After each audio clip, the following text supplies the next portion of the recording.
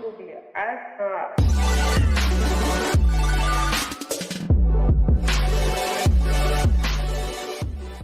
Hey, what's going on, guys? It is the SMT. Thanks for tuning in to watch this video. Before we get started, just want to encourage you all, before you head out of this video today, make sure you do rate it, and maybe you're new to the channel, this is your first time watching an SMT video, hit that subscribe button and hit that notification bell so you never miss an upload from the SMT. And also, there's some links in the description box if you want to check out some other stuff.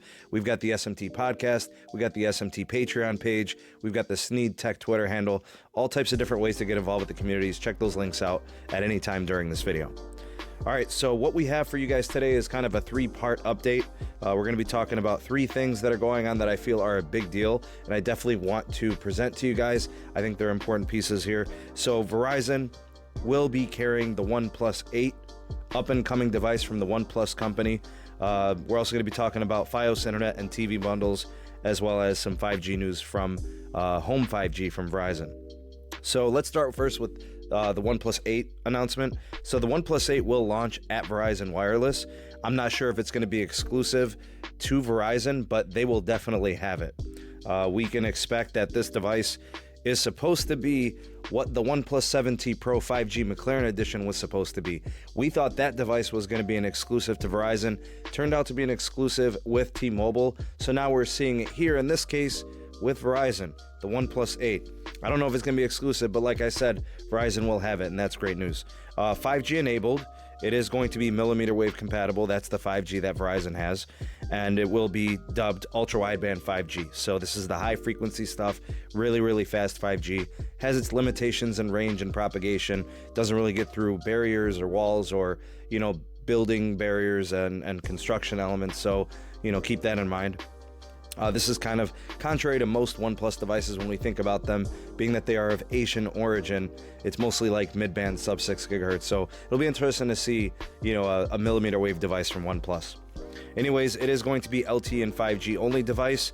It will pack Wi-Fi calling, HD calling, voice over LTE, none of the CDMA legacy tech from Verizon, so they will be whitelisting it. Obviously, they're carrying it and distributing it, so it'll have all those features. It won't take any special provisioning, but like I said, won't be connecting to old legacy CDMA technologies.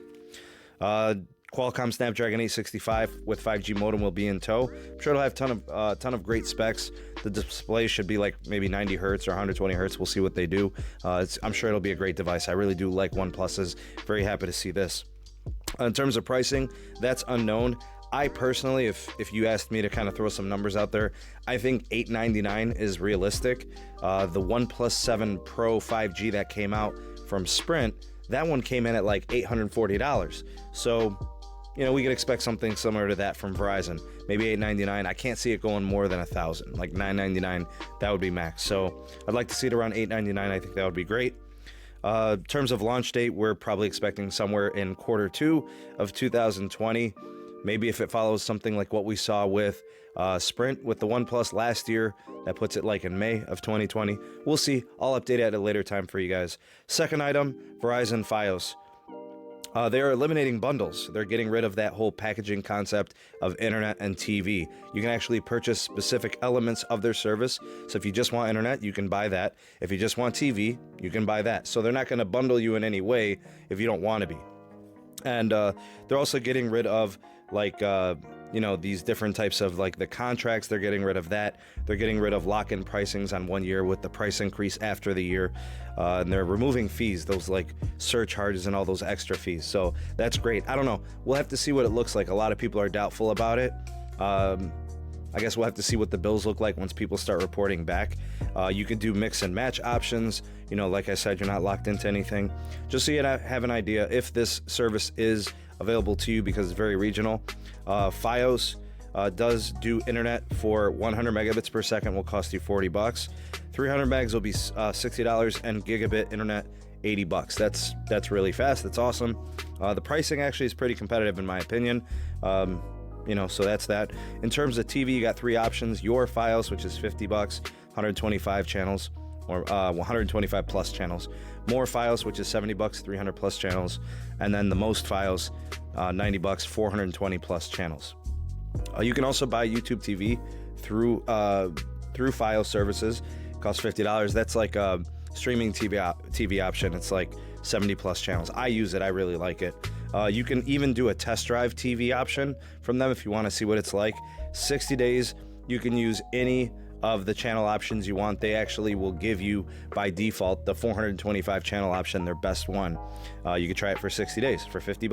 Then you can stick with them or you can walk away. Kind of nice. Current customers can switch over any mix of TV and home internet. You will still get a discount if you have the wireless along with the home, so $20 per month off. That's pretty nice. And the last thing we're going to update is home 5G deployment from Verizon. It looks like that is going to be delayed until the second half of 2020. Looks like they're having equipment issues. They're waiting for the whole standalone equipment, all the things that are compatible for standards-based connectivities. Up to this point, Verizon has really only deployed in a handful of markets because they've been proprietary and they've been waiting to go completely standards-based, which that should be happening later on in 2020. So, Verizon kind of stopped the rollout. They stopped expanding networks and they just kind of put it on hold. They do provide services in those places. They are serving those customers, but they're not expanding beyond it until they get the standards-based situation under control. So kind of backtracking, but hey, they'll get it right. Verizon, they're no slouches. They know what they're doing with, with connections and 5G and things like that. So let me know what you guys think of any of these announcements. What do you guys think about the Verizon Fios situation? What do you think about the home 5G? And I think the OnePlus 8 is really big, especially for our channel. Love to hear your thoughts and opinions on that, so drop me a line in the comment section below. Don't forget to rate this video. Don't forget to hit the subscribe button. Don't forget to hit that notification bell. All things in the description box. Check those things out. I'm the SMT. Thanks for being here to watch. I hope I can see you guys again later on the next video. Peace.